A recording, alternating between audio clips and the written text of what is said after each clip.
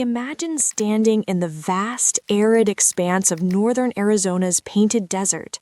The silence here is not merely an absence of sound, it is a physical weight, a heavy blanket of geologic time that presses against your eardrums. Before you rises a 400,000-year-old cinder cone volcano, rising some 600 feet from the desert floor.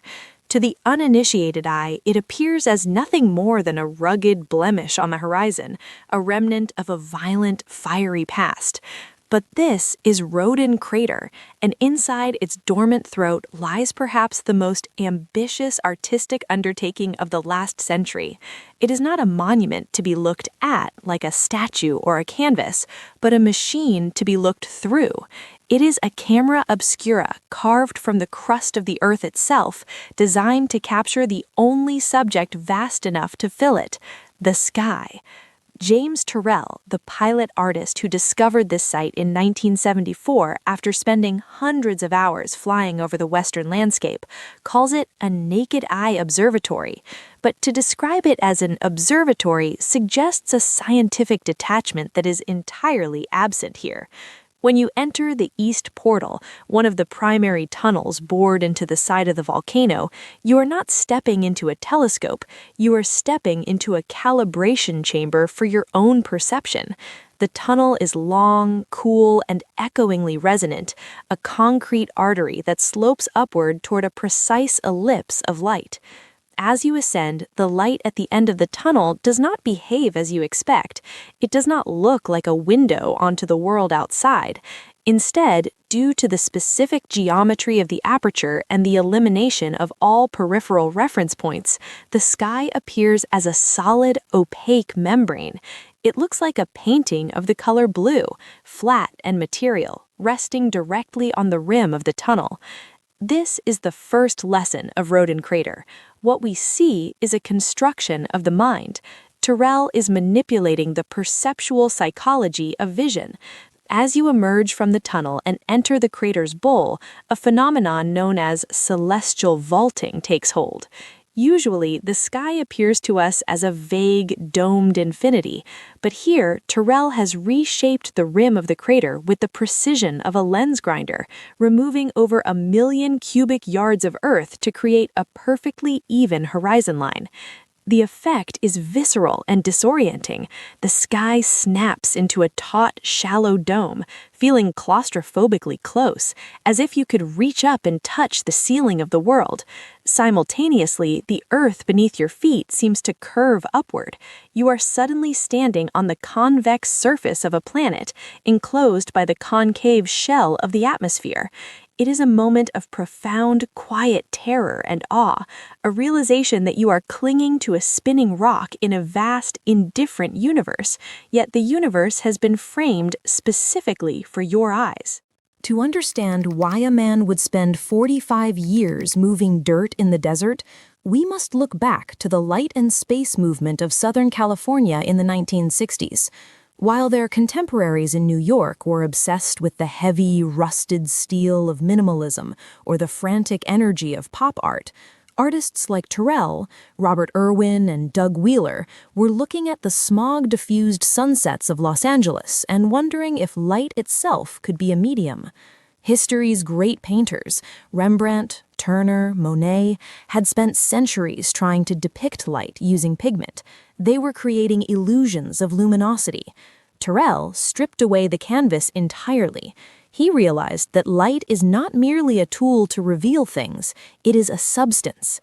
It has volume, it has density, and it can be felt. At Roden Crater, this philosophy is engineered into the very rock. The spaces are designed to induce the Ganzfeld effect, a phenomenon of visual deprivation. Imagine walking into a chamber where all corners, edges, and shadows have been imperceptibly curved or illuminated. Your eyes, desperate for a focal point, begin to fail. Depth perception dissolves. You are no longer looking at a wall. You are swimming in a thick, colored fog of photons. In these spaces, the color of the sky, whether the deep indigo of twilight or the searing cyan of noon, fills the room like water filling a tank. The brain, panicked by the lack of visual data, begins to hallucinate its own colors, layering an internal reality over the external one. This is what Turrell means when he says his goal is to make you see your own seeing. You become painfully aware of the mechanics of your own eyes, the machinery of your own consciousness. This obsession with the inner light is deeply rooted in Turrell's Quaker upbringing. In Quaker meetings, congregants sit in silence, waiting to greet the light inside themselves. Roden Crater is a secular cathedral built for this exact purpose. However, unlike the silence of a meeting house, the crater requires engineering on a pharaonic scale. Since 1977, Turrell has been reshaping the volcano with bulldozers and scrapers, a task that aligns him with the great land artists of the American West, like Robert Smithson and Michael Heiser. Yet, where Smithson's spiral jetty embraces entropy and decay, letting the salt crystals and rising tides slowly reclaim the work, Turrell fights a constant battle for perfection. His lines must remain razor-sharp, his tunnels perfectly aligned. It is a paradox, a monument to the ephemeral, shifting nature of light, built from the heaviest, most permanent materials on Earth. It is an attempt to capture the fleeting ghost of a photon in a trap made of volcanic cinder and concrete. And yet, for all its philosophical grandeur, Roden Crater remains a ghost story of the art world. It is the masterpiece that is always merely done, a mirage that retreats the closer we get to the opening date. For decades, the project has teetered on the brink of financial ruin. Turrell, now in his 80s, has poured his entire life, reputation, and fortune into this dormant volcano. He has purchased the surrounding ranch lands to ensure no light pollution ever encroaches on his view, creating a buffer zone of darkness that is increasingly rare in the modern world. But the sheer scale of construction, the tunnels, the lodgings, the hydraulic viewing chairs, has consumed capital with the voracity of a black hole. The project's survival has often depended on the patronage of the eccentric and the wealthy. The most notable recent lifeline came from Kanye West, who, after visiting the crater, was so moved by the transcendent experience that he donated $10 million to the project. It is a strange, modern twist, a site designed for quiet, Quaker introspection, saved by the most loud and chaotic figure in pop culture. This injection of cash, along with a partnership with Arizona State University to turn the crater into an interdisciplinary laboratory, has accelerated construction. But the clock is ticking, not just for Turrell, but for the cosmos itself. The crater is aligned to capture the major lunar standstill, a rare celestial event where the moon reaches its most northerly and southerly rising points on the horizon. This cycle happens only once every 18.6 years. The tunnels of Roden Crater are designed to frame the moon perfectly during this specific window, turning the moonlight into a physical projection deep inside the volcano's heart. The next major lunar standstill occurs in 2025. This date looms over the project like a deadline set by the gods.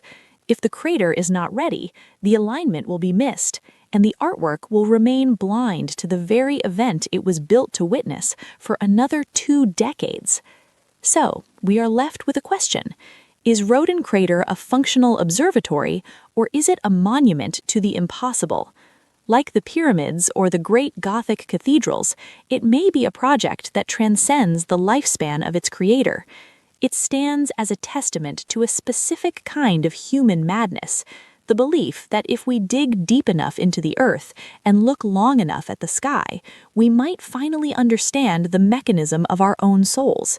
It is a reminder that in an age of screens and digital noise, the most profound technology we possess is still the human eye.